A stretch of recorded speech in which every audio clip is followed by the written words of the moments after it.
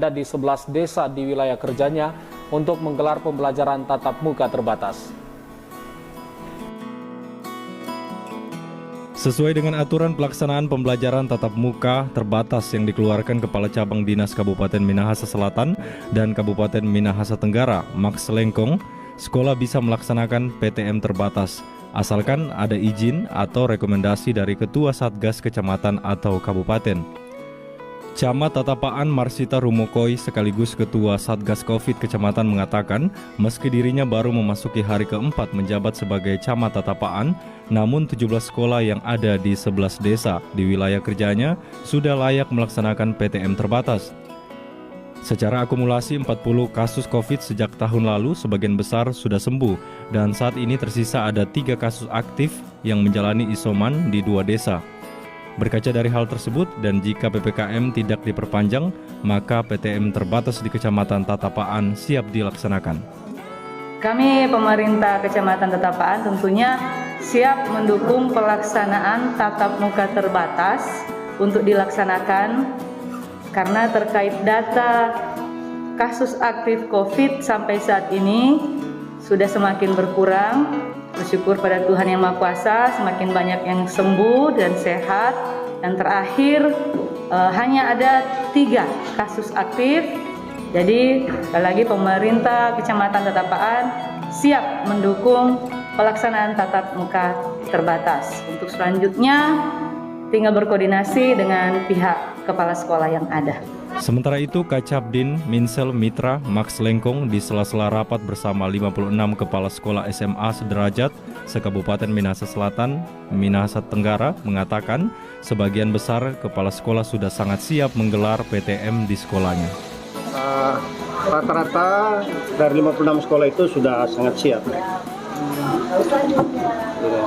Berarti untuk pelaksanaannya Pak, perkiraannya kapan Pak September ini? Tergantung izin dari tim COVID. Kalau izinnya dalam waktu dekat kita sudah dapatkan, kita harus sudah laksanakan nanti. Mardi Golindra, TVRI Sulut melaporkan. Saudara, seorang gadis remaja di Kabupaten Minahasa Selatan mengalami kejadian ikutan pasca imunisasi atau KIPI 5 menit usai vaksinasi. Hal tersebut lantaran takut dengan jarum suntik, padahal dia adalah seorang siswi perawat. Di Kabupaten Minahasa Selatan, ada siswi jurusan keperawatan yang notabene setiap hari berurusan dengan pelajaran kesehatan dan alat medis, justru takut dengan jarum suntik. Akibatnya, 5 menit usai divaksinasi, langsung mengalami kejadian ikutan pasca imunisasi atau KIPI. Gadis remaja ini pun langsung dipapa oleh ibunya dan diberi penanganan khusus oleh tim medis. Berdasarkan informasi yang diperoleh dari dokter yang menanganinya, gadis remaja ini selain takut jarum suntik, rasa panik dan cemasnya juga sangat berlebihan. Padahal sebelum divaksin, dia mengaku sudah sarapan dan hasil screeningnya pun normal semua. Meski begitu, setengah jam kemudian setelah dihibur dan ditenangkan, gadis remaja tersebut kondisinya kembali membaik.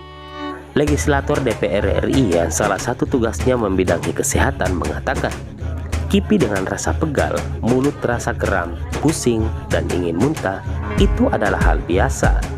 Dan hal tersebut membuktikan vaksin langsung bekerja dalam membentuk kekebalan tubuh. Jadi nggak usah takut kalau sampai merasa kok kenapa jadi seperti ini, pegel itu nggak usah. Tapi kalau panas langsung minum obat. Kalau misalkan ada rasa lebih dari yang saya sampaikan, harus ke dokter untuk menanyakan ke dokter ini kenapa saya seperti ini, supaya mendapatkan perawatan segera mungkin ya, ke puskesmas atau ke rumah sakit.